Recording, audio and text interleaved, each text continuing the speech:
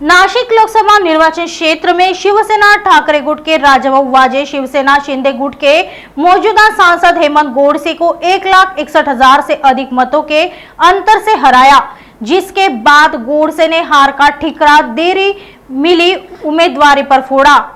आज मीडिया से बात करते हुए गोडसे ने कहा कि उम्मीदवारी की घोषणा देर से होने के कारण इसका असर पड़ा है। अगर उम्मीदवारी जल्दी घोषित होती तो नतीजा कुछ और होता।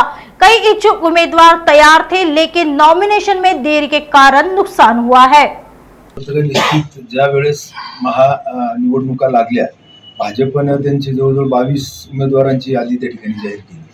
कदाचित तीच यादी त्याच वेळेस आपल्या पक्षाने केली असती तर निश्चित त्याचा फायदा त्या ठिकाणी अधिक प्रमाणामध्ये त्या ठिकाणी निश्चित झाला असता। तो उशीर केल्या कारणानं, इतर स्पर्धक आल्या कारणानं उमेदवार इनडायरेक्टली डॅमेज होत होता आणि महाविकास आघाडीच्या उमेदवाराला जवळजवळ 35 ते 37 दिवस अगोदर उमेदवारी जाहीर झाल्या कारणानं आणि त्यांच्या विरोधात इतर उमेदवारांची नावं आल्या कारणानं अनेक लोक त्यांना अटॅच झाले आणि मग अटॅच झाल्यानंतर ती लोक काही पुन्हा ती महायुतीसोबत आली नाही, म्हणून मला असं वाटतं की त्याचं देखील काही प्रमाणामध्ये या ठिकाणी मतदान झालं।